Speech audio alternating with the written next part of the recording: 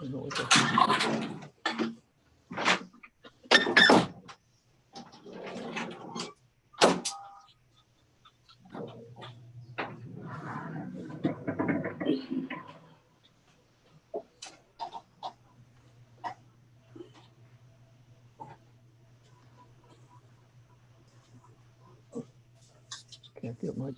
get my screen back.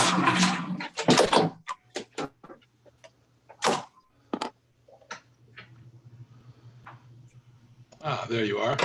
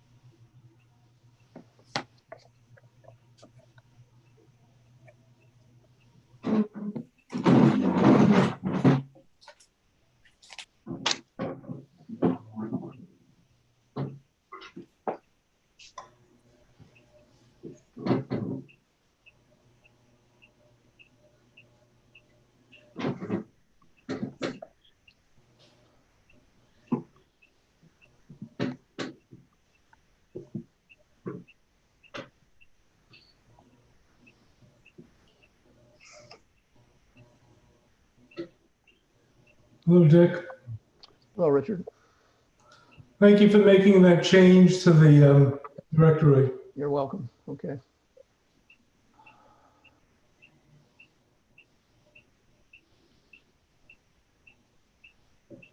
Okay, everybody's please mute yourself and put yourself and your cameras off. We'll be able to talk to Mike at the end of the meeting.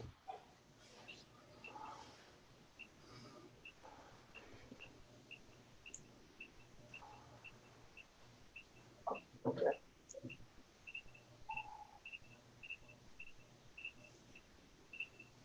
Come on. Okay, everybody.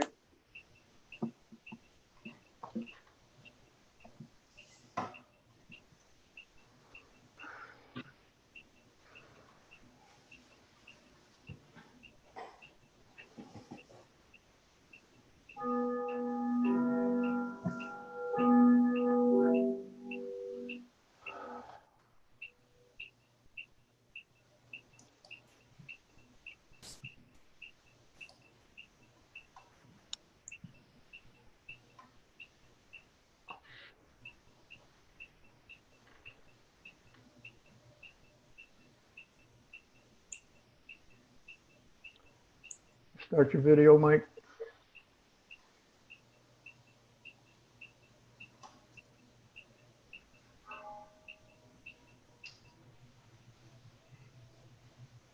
It should be there. Okay, okay.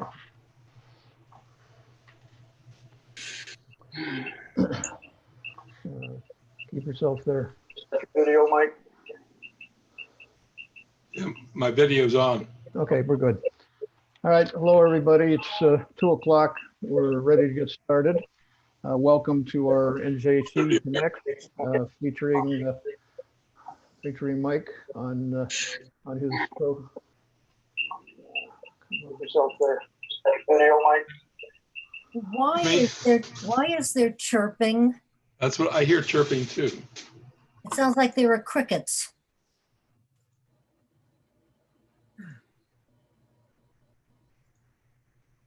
Everybody stays muted, we won't have a problem.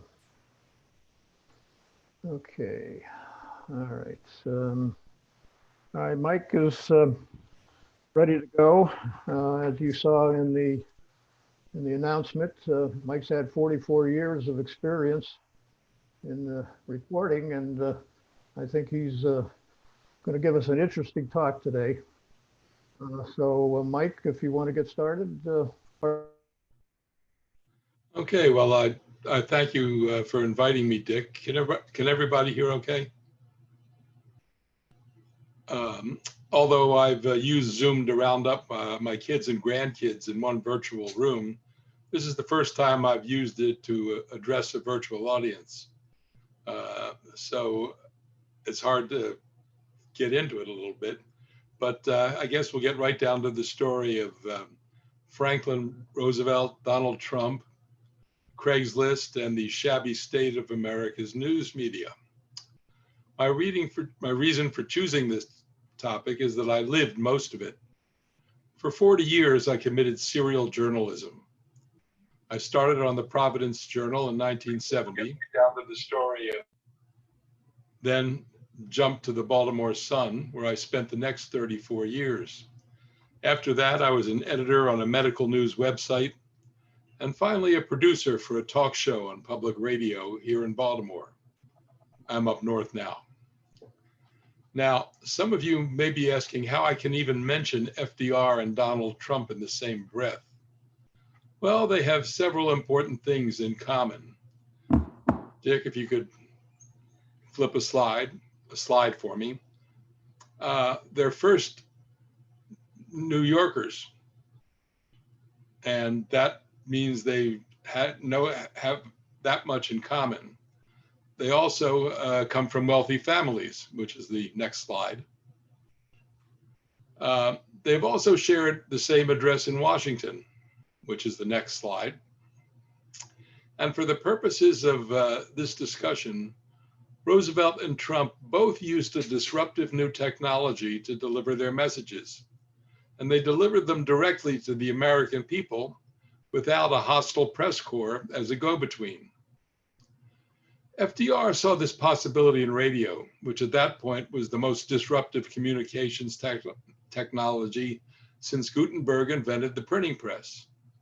The first commercial radio station, KDKA in Pittsburgh, had only been broadcasting for 13 years. In fact, its owner chose Election Day of 1920 to go on the air so that he could report Warren Harding's victory to thousands of listeners hours before the newspapers hit the streets. Newspapers, sadly, need fleets of trucks and an army of street vendors and newsboys on bicycles to deliver information to one reader at a time. Radio signals operate at the speed of light to reach their entire audience simultaneously. They're limited only by the power of their transmitter and the rules set down by what was then a brand new Federal Communications Commission. The FCC's job was to assign frequencies and limit the broadcast footprint of each station to a fairly small area and keep it from stepping on another station's broadcast. But by 1933, there were already competing networks of hundreds of radio stations that could effectively transmit the same programming from coast to coast. That turned the entire nation into a single audience. Roosevelt used this network to talk directly to the American people using an informal style that he called the fireside chat. He used these chats to promote what was then a really radical agenda to lift the nation out of the Depression. He called it the New Deal. There was no middleman. His voice carried directly to Americans in their homes and workplaces without the filter of hostile reporters and Republican news editors. Most Republicans consider Roosevelt to be a traitor to his class. The new networks also set a precedent by giving the president free time to promote his legislative agenda. This may not have been strictly idealism on their part. Roosevelt appointed the FCC's commissioners, and without an FCC license, stations couldn't broadcast, and without broadcasting, they couldn't make money. No president had ever enjoyed this kind of instant communication technology before, and over time, as the penetration of radio grew, it worked in his favor. Roosevelt's successors also used radio and later television to speak directly to the Americans in their living rooms and workplaces. They had varying degrees of impact. Now we'll fast forward 83 years from Roosevelt's fireside chats to another president with a radical agenda and a hostile press corps. But for his end run around the press, Donald Trump chose a medium no one had even dreamed about in Roosevelt's day, the internet, and an application with the innocuous name of Twitter. Now, the internet is unlike newspapers, radio, and television in one critical feature. It's completely interactive. The traditional media could only communicate in one direction, out. But on the World Wide Web, every computer can theoretically communicate in both directions with every other computer. That's because our PCs, tablets, and cell phones on the internet have a numeric address. Sometimes you even see it. It's called an IP address, and it looks something like 198.43.5.48. On the web, there are computers that translate these numbers into words such as google.com, and likewise translate the other way so that you can type in google.com and it will find 193.43.5.48. Unlike Roosevelt, who felt bound by convention and good manners, Trump was bound by neither. He turned his tweets into a bizarre stream of consciousness. It's frequently filled with conspiracy theories, personal invective, and outright fabrications, which have his assistants talking about alternative facts. Trump has been known to tweet as many as 90 times before breakfast.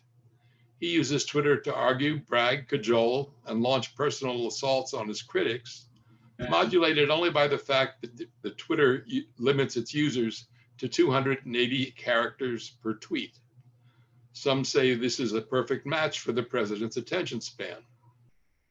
According to the Washington Post, Trump's personal and White House Twitter accounts have more than 80 million followers. So regardless of the truth or incivility of his tweets, traditional media and other media on the web feel obliged to report at least some of them, noting their flaws. Meanwhile, Trump-friendly bloggers and social media retweet Trump's raw output. So no matter how far-fetched it is, millions more hear it because other people are repeating it. The internet makes everyone a potential broadcaster, and without the need for a license or an expensive transmitter. Most responsible news outlets, and there are a few remaining, now identify what they believe are the lies and misinformation in Trump's tweets. Congress has even called the CEOs of the largest social media companies on the carpet for what they see as a willingness to spread lies and misinformation without informing readers that what they're seeing may have no connection to reality. Even Twitter has reluctantly agreed to brand Trump's most outrageous tweets as questionable. Just last week, Facebook and Twitter removed a Trump message alleging that the coronavirus doesn't infect children, while everyone knows that it's just the opposite. Even minimal skepticism feeds Trump's inherent paranoia and fear of the press, which sends him right back to the tweet machine, creating an endless loop of what I can only think of as Twitter litter. It's definitely not the kind of creative political discussion that the internet's utopian pioneers were planning on. Like FDR, Trump uses the new medium to appeal directly to his base. Ironically, those Trumpians have a lot in common with the hard luck, unemployed workers and farmers that Roosevelt addressed in his fireside chats. However, if you listen to recordings of Roosevelt's chats, you'll notice that they're delivered in a low-key, confident, upbeat tone, appealing to what he saw as voters' better natures, their common hopes, their resilience, and their native optimism. If you read Trump's tweets, you'll hear a president appealing to the grievances, fear, racism, xenophobia, and paranoia of his dedicated supporters, as well as vicious personal attacks on those who disagree.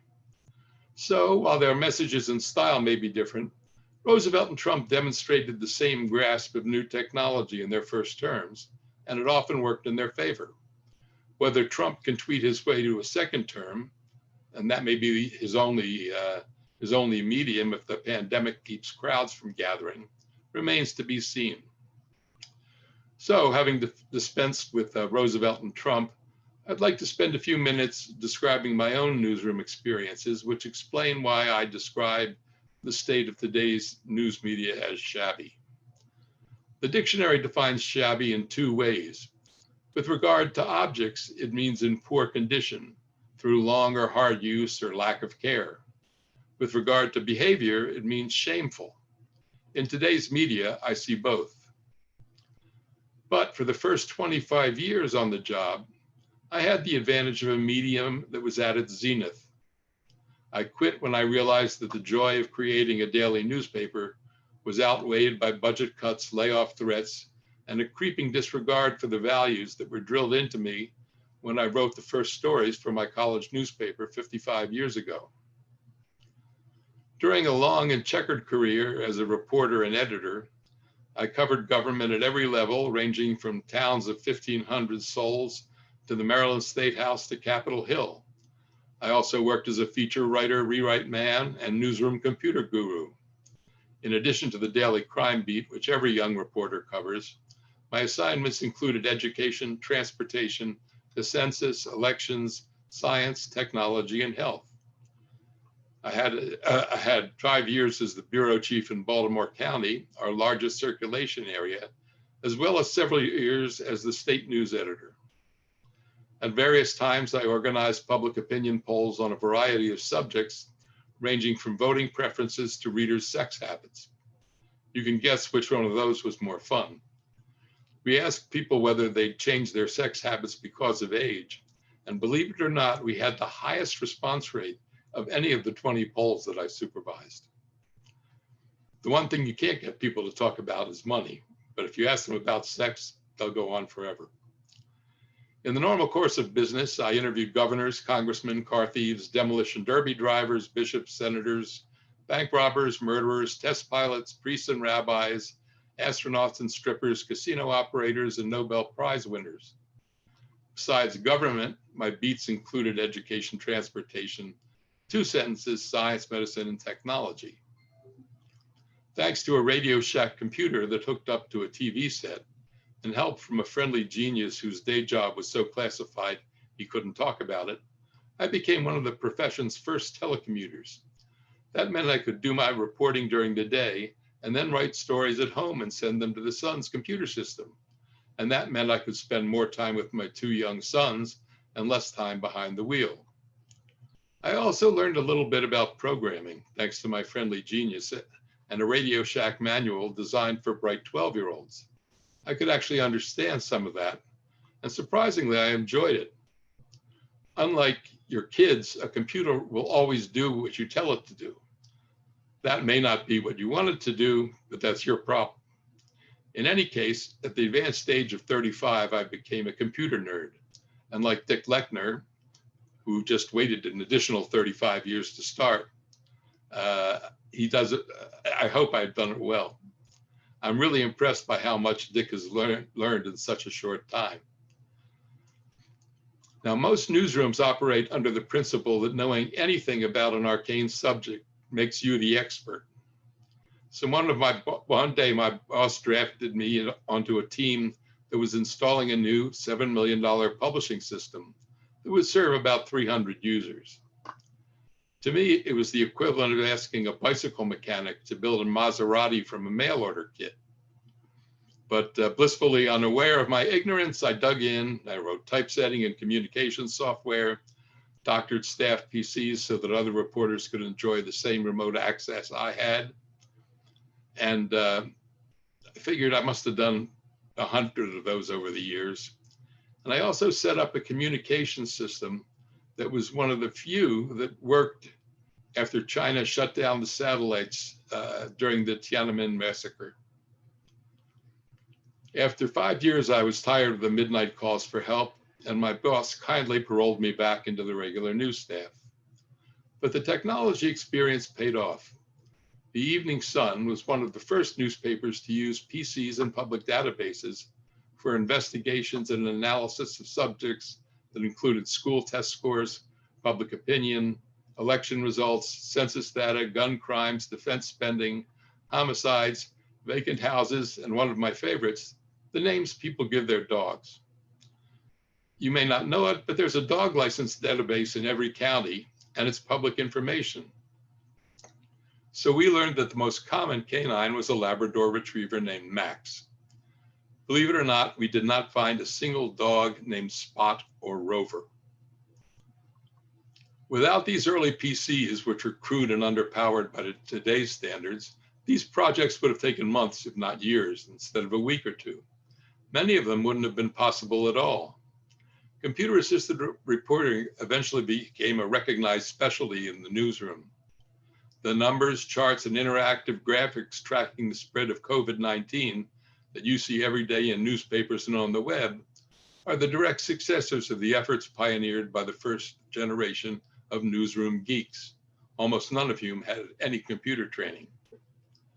I take some comfort in the New York Times, which is using its considerable newsroom technology to poll every state every day to create a national database of COVID cases. I'm convinced it will keep politicians from the president and on down from fudging the numbers so the pandemic looks less dangerous than it is.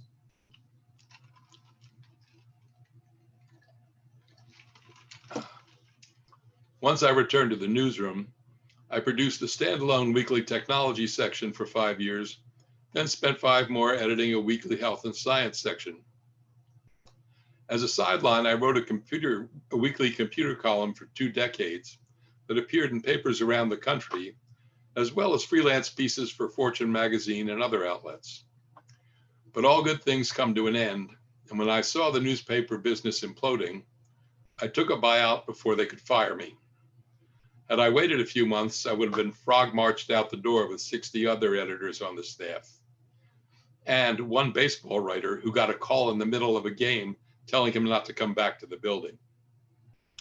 Luckily, I landed as an editor on a medical news website that caters to doctors and hypochondriacs. It has a virtual newsroom of reporters and editors who are spread all over the country and communicated by passing Microsoft Word documents around and around and around. At the boss's request, I put on my old hat and found an inexpensive newsroom publishing system that brought us into the 21st century. Meanwhile, I learned that working from home wasn't as pleasant as I thought it would be, especially as a full-time job. I'm a social person, and the buzz of the newsroom always kept me charged up. At home, I began to feel like I was chained to a computer in solitary confinement in my basement all day. I finally quit the job out of sheer boredom. My last gig was helping a friend from the Sun who did a daily talk show on our local public radio station. He hired me part-time to read the books written by the authors he interviewed. He didn't have time to read them, so I did it and provided him with a homemade version of Cliff's Notes. You remember those from high school. I also provided scripts for his on-air introductions, as well as lists of questions to structure the interview. Thus, my friend was able to conduct an intelligent conversation for an hour without having read the book himself. The authors often praised him for his detailed knowledge. He just smiled and said thank you.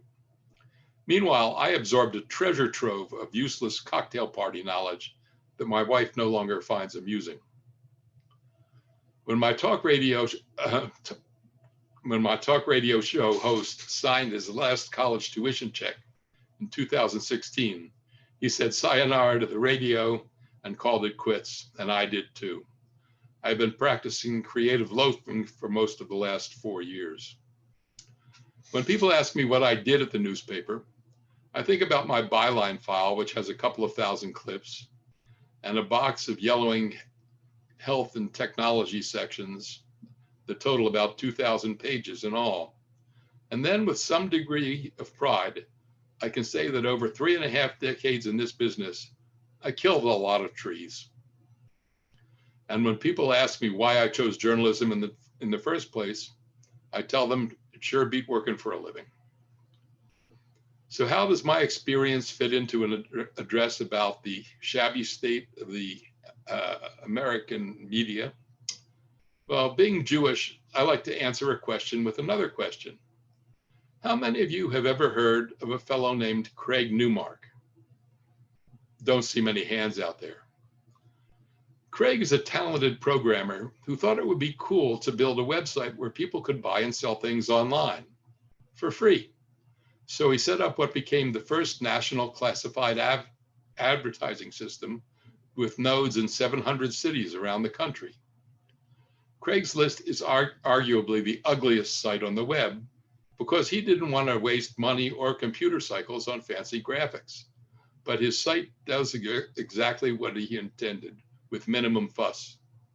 It also illustrates the law of unintended consequences. Basically, Craigslist stole one of the newspaper industry's top sources of revenue, those little 3-line classified ads that added up to millions of dollars every year and were more profitable than the full-page ads from department stores and automobile dealers. Where newspapers charged readers by the line, Craigslist charges most advertisers nothing at all. So we found ourselves competing with someone who was giving away what we were selling. You just can't do it. In fact, Craigslist is a better product than ours in many ways because sellers can use as many words as they need to describe their offering and even post photos. In a newspaper, that would have been prohibitively expensive if you were just trying to get rid of an old lawnmower.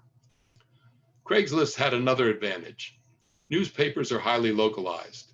If you're buying or selling something that you can mail or ship, you can advertise in any of Craigslist's 700 cities. Another blind side to our industry came from eBay, which added yet another wrinkle to person-to-person sales, online auctions. It guaranteed payment to the seller and receipt of the merchandise to the buyer. It also gave buy and sellers a tool to rate their experiences with one another, and it turned thousands of people who prowl yard sales and flea markets into entrepreneurs, some of whom actually make a living at it. Like Craigslist, eBay serves a national market. When the steel frame on my favorite swivel chair broke after 30 years and couldn't be replaced, I was able to find the identical make and model listed in Arizona under Vintage Furniture. It cost $70 above my winning bid to ship it to Baltimore, but I'm still enjoying that chair. There weren't all that many available, and there was no way I could have found one quickly in any other medium. Monster.com, the internet help site, hijacked another major source of cash for newspapers, employment ads. These ran in the classified section of the Sunday paper and brought in top dollar. Once again, it did a better job than we did. It allowed job seekers and employers to search the whole country and even allowed applicants to send resumes online. By the time newspapers got into the game with their own employment sites, Monster.com and the other help wanted pages had already snatched away most of the business. Now we'll talk about the really bad news. Circulation. There was a rule of thumb that circulation revenue from subscriptions and street sales would pay for the physical cost of printing the paper. When a massive 3-story press was running at top speed, it could produce 50,000 copies of a paper every hour in color. That turned out to be overkill. Daily newspaper circulation today is the same as it was in 1940, when the population of the US was about 132 million. Today, our population is 327 million. Do the math and you can figure out what happened to market penetration. 50 years ago, television, newspaper, and radio were the major providers of news. According to the Pew Research Center, TV is still the king, but internet and social media are closing in. Only 13% of Americans now get most of their local news from newspapers. And that includes print and online versions. The traditional media once believed that advertising they lost in print or on the airwaves would return online. But that hasn't happened because there were too many online competitors waiting with very few barriers to entry. In 1970, the year I started at The Sun, total advertising and circulation revenue for all newspapers was the equivalent of $66 billion. That's in today's dollars. By 1918, that had dropped to an estimated $25 billion. In 2014, Google alone had almost 66 billion in ad revenue. Last year, it was 161 billion. During the same time frame, Facebook's income increased from $12.4 billion to almost 70 billion. Traditional news organizations, even online news services, get the scraps from the social media table. 50 years ago, the newspaper industry's profit margin was 40%, even with news staffs 3 to 4 times as large as they are now. Today, the profit margin is closer to 10%, if the paper's making money at all. TV news has fared better, but not much. According to Pew Research, when I left the Sun 12 years ago, newsroom employment was 71,000, and this was after years of cutbacks. By 2018, newsrooms had declined to 39,000. Some industry sources estimate that 40% of newspaper reporters have been fired since 2007. The Sun's news staff peaked at about 420 while I was there. Today, it's closer to 120. Its national and foreign staffs, once a source of pride in a mid-sized paper, are gone.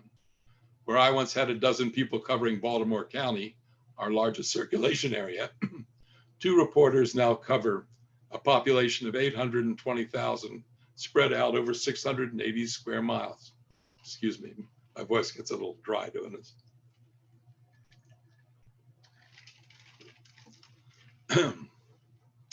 This sorry trend is reverberated in cities and towns across the country as cutbacks killed off everyday coverage of events and institutions such as city and town councils, school boards, and zoning boards. Knowing that a newspaper was peering over their shoulders helped keep the rascals at bay and made informed citizens out of readers. Not that there's any shortage of rascals, but they have no one to look after them now. Meanwhile, newspapers have become the targets of so-called vulture capitalists who snap them up cheaply, fire all but a handful of staff, and strip the company of its assets. My former colleagues in Baltimore are waiting for that to happen, but praying that several local nonprofits will get together, buy the newspaper, and run it as a nonprofit institution. Even in the good old days when profits were high, newspaper wages were embarrassingly low. Well into the 50s and 60s, that's the 1950s and 60s, reported was regarded as a Gentile blue-collar type of employment that promised some upward mobility for high school grads who could write simple sentences. But the image of the press in movies and TV once inspired the governor of Rhode Island to describe a press conference as 3 reporters in a room without a whiskey bottle. In reality, newspapers have been hiring college graduates for years, even Ivy Leaguers. Most were driven more by curiosity than greed.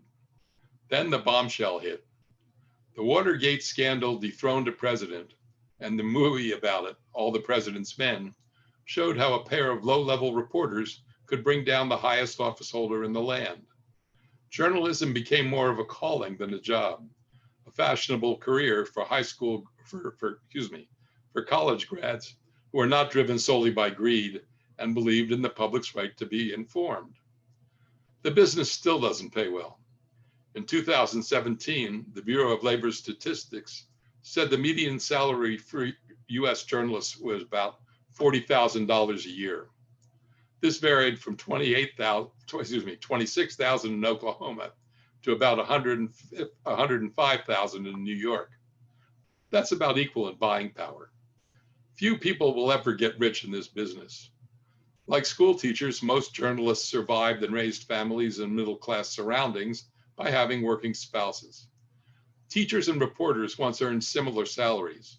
Today, school teachers are far better off, according to US News and World Report. Their median salary is $57,000. But the media still had one great advantage in recruiting people.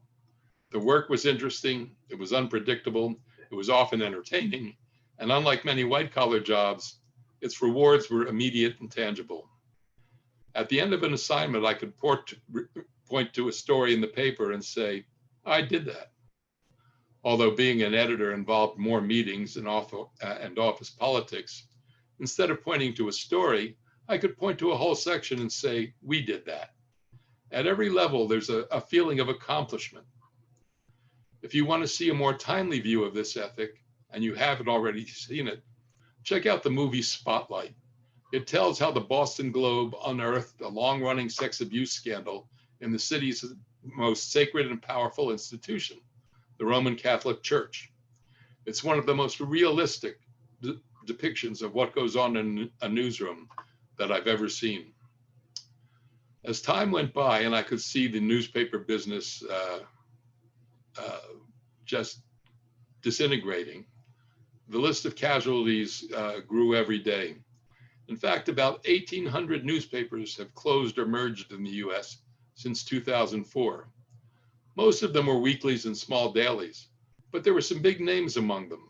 The Cincinnati Post, the Green Bay Chronicle, and just up the road, the Tampa Tribune. The Boulder Daily Camera, based in one of the wealthiest and best educated cities in America, closed its doors in 2018. The Seattle Post-Intelligencer, likewise in a wealthy and educated community, has gone web only. The New York Daily News, the matriarch of tabloid journalism and always fun to read, has laid off half its staff and now has 45 humans to cover a city of 8 million. The Naples Daily News was sold from the Scripps Howard chain, which had a pretty good reputation, to Gannett.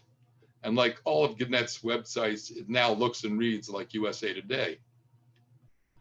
The loss of many small dailies and weeklies has produced what researchers at the University of North Carolina call news deserts, much like you hear about food deserts in the inner cities. These are mostly in rural areas where local government goes virtually uncovered. Studies show that in an area where papers have closed, the population grows less aware of and less involved with local, state, and national issues. So what do we have left today? A handful of good papers soldier on with enough income or backing to continue their print and online editions. The largest in terms of circulation is still the Wall Street Journal, which is considerably to the right of the New York Times and the Washington Post. But unlike the Post and to a lesser extent the Times, the Journal hasn't forgotten the difference between reporting and opinion. It's the Dead Tree People paper that I read every day. All of these papers are protected by paywalls, which means you have to buy a subscription to read their stories. This has helped rescue the papers, and bailouts offer a good return for a few others. But people have to be willing to pay for the quality of the product that they produce. I forgot one paper in here. Probably the best paper in America that nobody reads is the Los Angeles Times, which suffers from being 3 hours behind its competitors in the East. So you just can't get it on your doorstep. To see the very best journalism in America, visit the Pulitzer Prize website or watch PBS. The real problem, however, is not the quality of the news, but the fact that there just isn't much left in the surviving papers or the variety of coverage that once existed. Foreign news staffs, once the goal of so many young reporters, have been decimated or disappeared entirely. Much of the reporting you see is now done by stringers, contractors, or in collaboration with nonprofits. I'm not trashing these stories wholesale. The problem is that you don't know whose agenda is behind them. Coverage of state and local issues has likewise suffered, with a very, very real effect on the American electorate that goes beyond just the general coarseness of political dialogue today. The routine coverage and investigative reporting that discouraged some of the rascals has been disappearing. The costs are very real. Finance professors at Notre Dame and the University of Illinois found that the closure of a local newspaper increases the cost of municipal borrowing in those cities. Now, what would they have to do with each other? I mean, I was really surprised when I read that. Well, The market knows that there are fewer watchdogs standing guard on public finances, and it shows when they have to pay a couple points more in interest rate on their bonds. Some see a ray of hope in nonprofit news organizations, such as ProPublica, Mother Jones, the International Reporting Program, and the Center for Public Integrity. Specialist organizations, such as the Kaiser Health News Service or Politico, are typically staffed by former reporters and editors from major newspapers or television stations that have downsized. Typically, they partner with talent-starved daily newspapers on major investigative projects.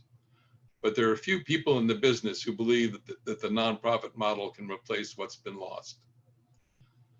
The most disheartening aspect of all of this, in my view, is the dissolution of the boundary between news and opinion that I see in newspapers, online, and over the air. The Washington Post is one of the worst offenders here. When I look at its website, half the time I don't know whether I'm reading a report of a political development or a comment on why it's good for the Democrats or bad for the Republicans. And I'm a liberal Democrat. Worse yet, the Sun now shares news content with the Washington Post.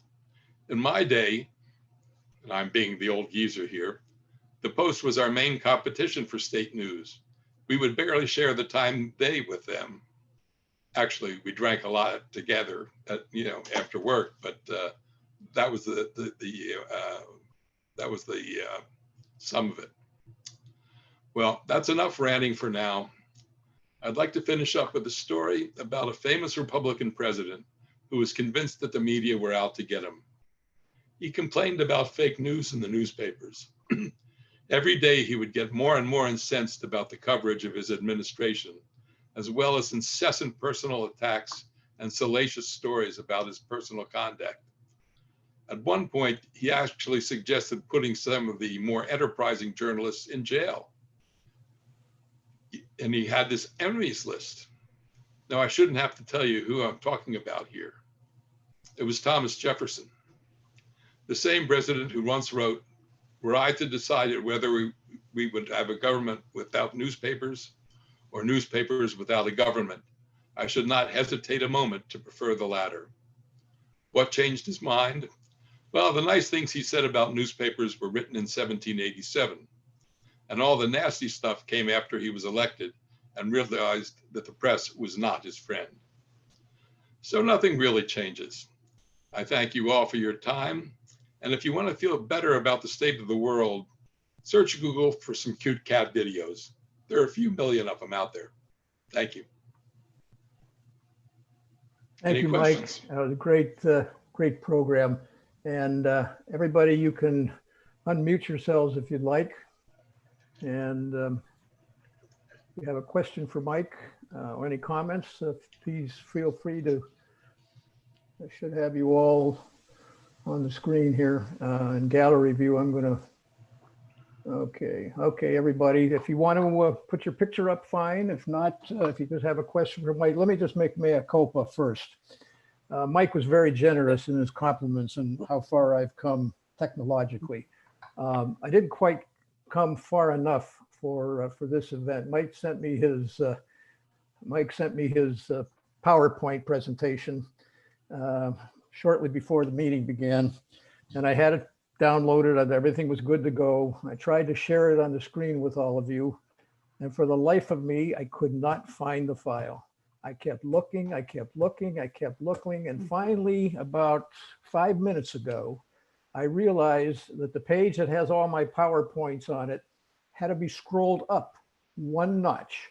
When I scrolled it up, there was Mike's video, PowerPoint presentation, and obviously it was too late to put it up for you. So thank you, Mike, for your compliments. I still have a long way to go. Well, I appreciate it, and the PowerPoint presentation was not a great loss because I just ran out of hours, and it was very good. And unfortunately, as I say, I just didn't look far enough down the list to find it. But thanks anyway. So whoever has a question, if you want to turn your mics on, please do. And you're welcome to ask Mike. Anybody? I just want to say, Mike, I think we all realize how long it took you to prepare for this and put all that information together and research it and put it together. And I think we all appreciate it. It was very, very informative. Some of it hit home for me.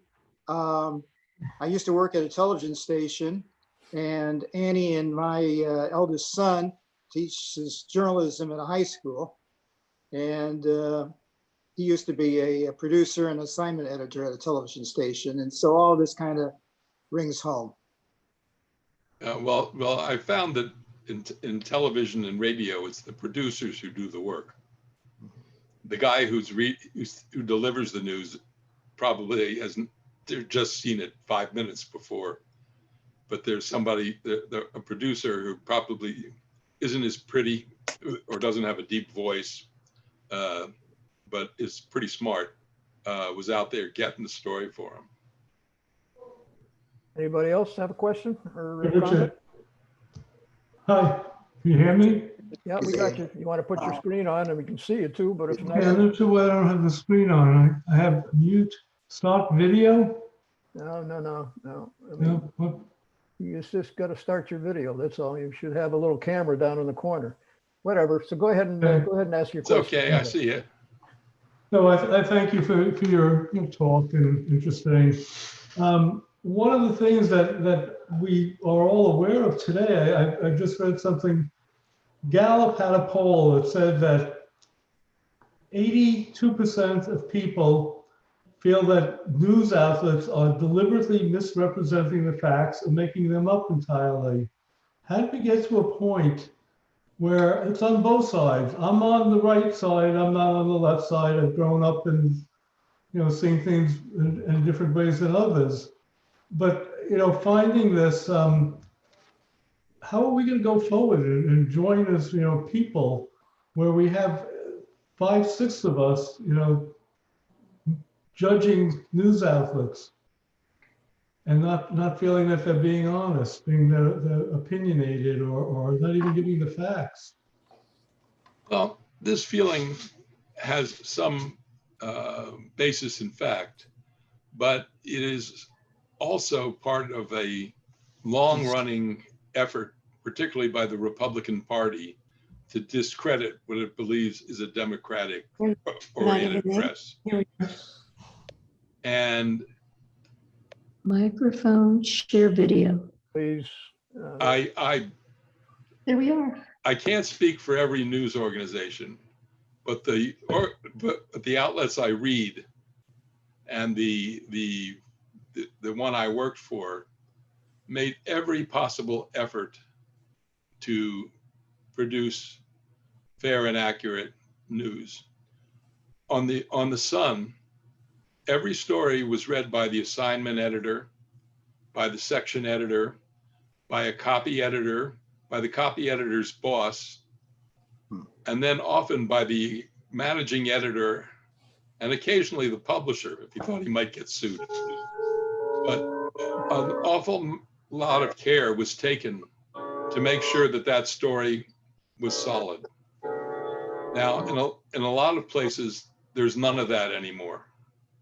The guy writes a story, an editor looks at it, it goes online over the air. But if you look at those papers I talked about, they still have that, they still have that sense of Put your closer eyes. Don't close your not eyes. fair. It's not necessarily fairness, but that sense of professional responsibility to produce what is the truth. It's Trump sits there every day and says the press is out to get me. It's a bunch of radical anarchists. You said Jefferson, who was a Democrat, and Lincoln, who was a Republican, had all the same ideas. I think they like having a foil. Yeah. One of the things that I'm thinking about, there's this young man who was at some sort of right to life thing, and there was an Indian who was hitting a drum, and there's lawsuits now, and they seem to be running into the millions of dollars against a number of news outlets. There seems to be a price to pay when you do go up to the other It is side going to be a rain. reporting things. Do it here. I won't do it here. Greenberg's hold off, please, until he's done. Thank you. Yeah. I don't understand who is suing whom.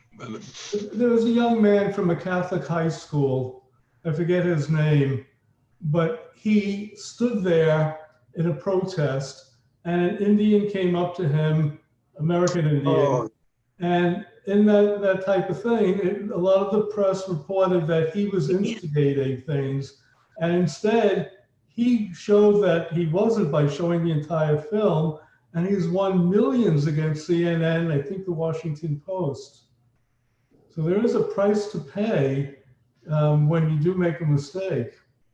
Yeah, well, I don't know who did that clip, but I can guarantee you that the Washington Post editors would have seen it in context, because one of the big issues with video is context.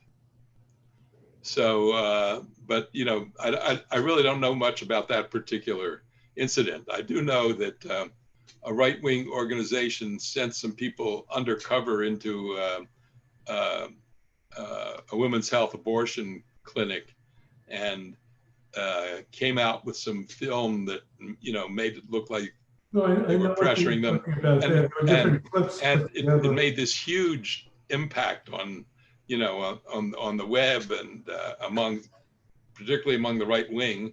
And then somebody got their hands on the actual feed, that what they'd recorded, and it turned out they went in under false pretenses and basically edited it. So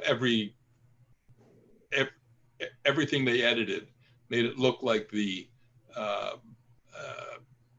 clinic was doing something other than it was really doing. And I think they got sued, and of course they didn't have any money, but so they couldn't get paid. But basically they that was a clear case. It was a clear case of probably slander, because it involved words. Libel, by the way, is print, and slander is words. But it's the same idea, but one involves the printed word and the other spoken. We go on to another question. Hank or Nancy, did you have a question? So get to turn your mic on. Turn your mic on, because we can't hear you. Okay. I'll do it. Go Just saying ahead. how much we have enjoyed your presentation. Thank you so much. Well, I'm glad you did. Anybody But, else? Irene or anybody else? Yes, Like I that? do. Yes. All right. You Sheila were Hirsch. Okay, go ahead. Can you hear me? Yep, go Yes. ahead. Yep. Okay. You mentioned earlier about some of the stations and newspapers that had quite a slant to them rather than being unbiased. Are there, aside from newspapers, if we go to radio, we go to television, which of the stations would you call to be the least biased and giving both sides of issues? Now, I've always thought maybe NPR or PBS, you know, might be those. Would you consider those to be unbiased stations? Yes and no. The paper I read every day and pay for a lot for the joy of a paper is the Wall Street Journal. Now that's owned by Rupert Murdoch, you know, who is this anathema to the rest of the press. But surprisingly, he did not trash that paper.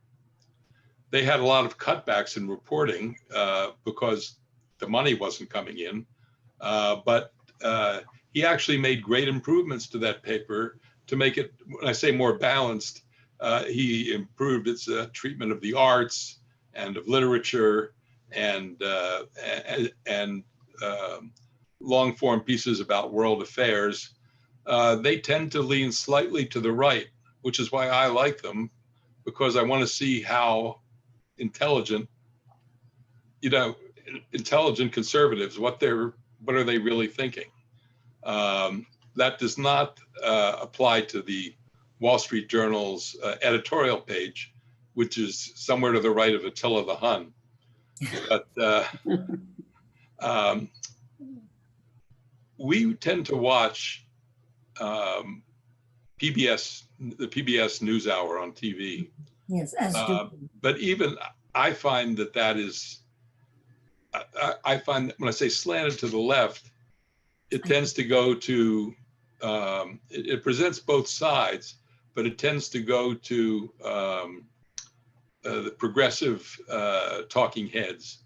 Although it does, I think it does its best to get Republicans and conservatives, but a lot of them won't even go on because they'd be getting hard questions, and they really don't want to answer those questions on the air.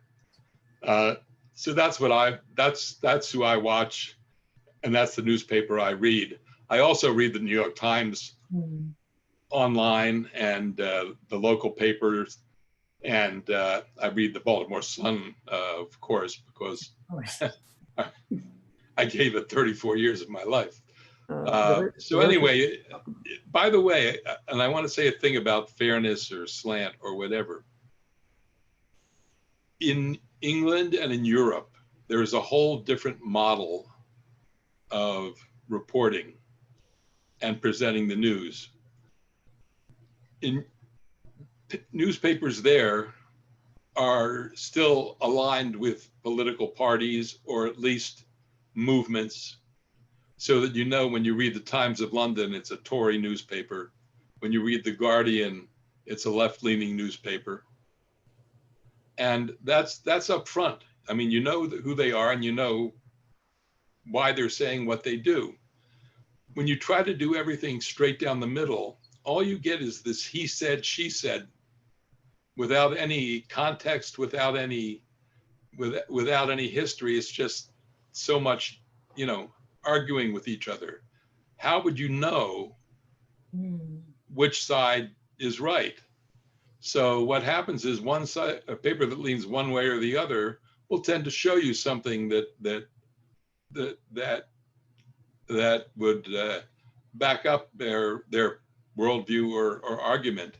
And there are some people who believe that without a point of view, news is, news and facts are just so much, so much babble.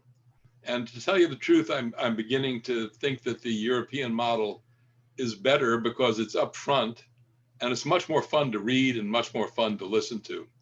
I mean, the whole British political system is much rougher than ours until Trump. If you've ever watched the House of Commons question the Prime Minister, I mean, it gets pretty nasty, and he has to sit up there and take it. So their news interviewers tend to have a little more attitude too. They'll press issues. If they ask a question and somebody gives them an answer to some different question because that's what he's pushing, they'll say, "You didn't answer my question. Now let's try again." So that's the kind of thing. That's the kind of thing that I like. So after all these years, thinking about objectivity, I'm beginning to think that you still have to be accurate, but you can have a point of view. By the way, Fox News, if you ever thought, it used to say its motto was fair and accurate. Okay, it said that under the flag at every show.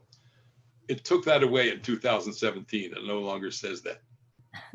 But how do you account for the fact that even this past week, I think it was reported that Fox News has the highest rating of any show at all, even normal primetime showing?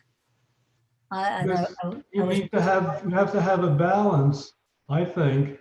You can't have all liberal and you can't have all conservative.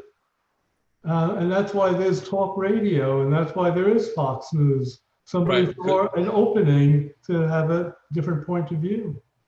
You have Fox News on one side, and then you have all the other networks on the other. So they have a big audience Exactly. because they have the Trump audience, You have a captive audience, right? right? And the other networks and outlets don't. There is no national conservative paper except for the Wall Street Journal. And to tell you the truth, I don't think most of Trump's voters are literate enough to even understand that. I mean, it's a Yeah, let's stay away from the deep politics. Bob Hirsch and Amy had their mic off for a moment there. Did you? I know Amy's there. Anybody have the Hirsches? Do you have a question? Guess not. All right. All right. Well, thank you again, Mike. It's very interesting. Again, I apologize for not being able to post your PowerPoint, but I did learn a lesson. And like you said, we constantly learn in this business, don't we? Well, that's how I learned to do things. Trial and error, mostly error. Okay. Again, thank you very much. And I'm going to end the event right now. And thank you all for attending.